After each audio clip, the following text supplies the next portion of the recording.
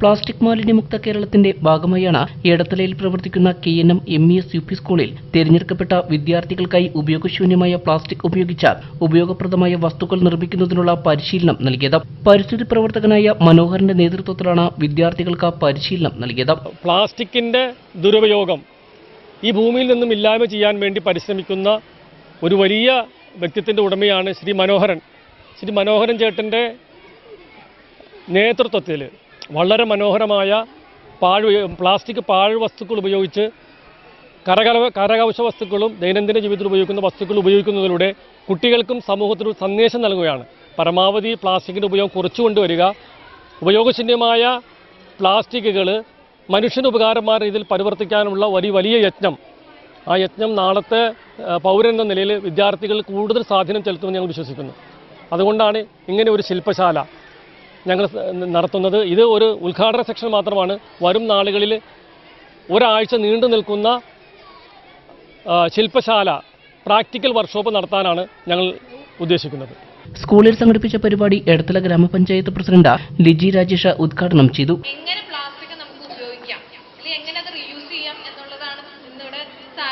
എടുത്തിരിക്കുന്ന ഒരു തീം എന്ന് പറയുന്നത്. പക്ഷെ അതിന് വലിയൊരു കൈയ്യടി സാറിന് കൊടുക്കണം. സാറാണ്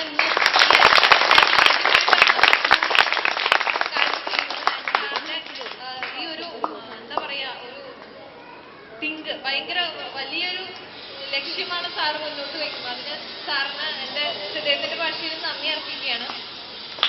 നമ്മളെല്ലാവരും ഇത് പഠിച്ചു. നമ്മളിന്ന് ഇവിടെ എല്ലാവരും പഠിക്കൂലേ? എല്ലാവരും പഠിച്ചു കഴിഞ്ഞിട്ട് നമ്മളിത് എന്ത് ചെയ്യണം? ഇത് ഇന്നൊരു ദിവസം കൊണ്ട് മാത്രം തീരുമോ? നമ്മളിത് എന്ത് ചെയ്യണം? ഉണ്ടാക്കണം, ഉണ്ടാക്കിയിട്ട് വിൽക്കണം. നമ്മളിത് എല്ലാവരോടും പ്രചരിപ്പിക്കണം അല്ലേ? നമ്മൾ ആദ്യം വിൽക്കുകയല്ല വേണ്ട, നമ്മളിതെല്ലാം ഇതിന്റെ ഉപയോഗങ്ങളും അതിന്റെ കാര്യങ്ങളും എല്ലാവരോടും പറഞ്ഞ് പ്രചരിപ്പിക്കണം അല്ലേ? പ്രചരിപ്പിച്ചു കഴിഞ്ഞാലാണ് നമുക്ക് എന്ത് ചെയ്യാൻ പറ്റുള്ളൂ? മാലിന്യമുക്ത നവകേരളം സൃഷ്ടിക്കാനായിട്ട് സാധിക്കുകയുള്ളൂ.